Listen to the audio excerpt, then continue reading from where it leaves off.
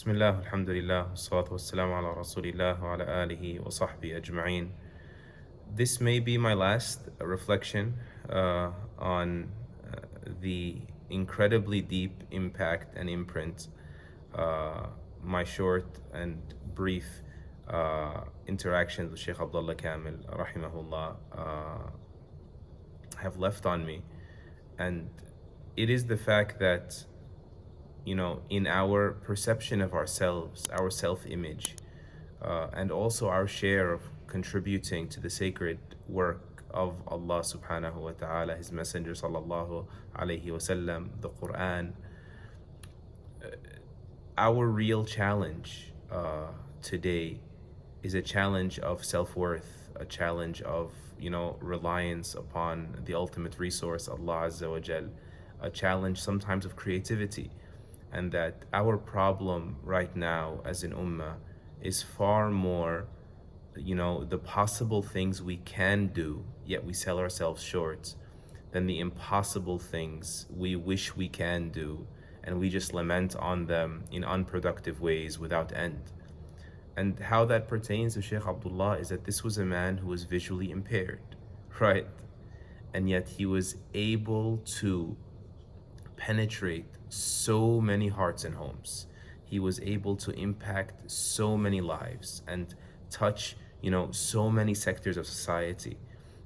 I referenced the fact that he would face political pressures and harassment because he refused in his life, despite his inabilities and despite the pressures, to be marginalized in his da'wah. The man was a competent poet. He would write his own original poetry all the time in a flash. Many a times, if you visit his videos, he says, "I wrote this last night while thinking about a subject." So he would write his own poetry and he would perform it in his magical voice.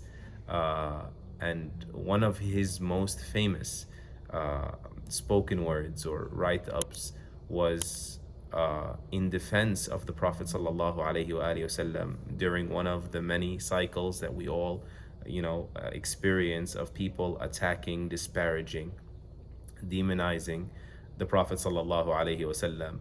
And he called the Muslims, and it had ripple effects throughout the Muslim world. Tens of millions of people, for the first time in their life, they're hearing this message because he crafted it in a thoughtful way and delivered it in a beautifully artistic way. And so he used what Allah gave him, the articulation and the vocals, and he told the people, do you really long for the Prophet sallallahu alaihi wasallam? These were the opening lines of the poem. Do you really wish you can drink from his hand on the day of thirst, the day of judgment? Did you then, at the very least, send your salawat upon him today? Do you pray for him every single day? Because loving the Prophet sallallahu alaihi wasallam has a sign and has a fruit. If that love is there, its sign is you're constantly going to be mentioning him, and mentioning him to Allah as a part of that, praying for him. Allahumma salli wa sallim ala nabiyyi Muhammad. Allahumma salli ala Muhammad wa ala ali Muhammad. And the fruit of that love is going to be following his example. And so the least, the bottom threshold is you praying for him daily.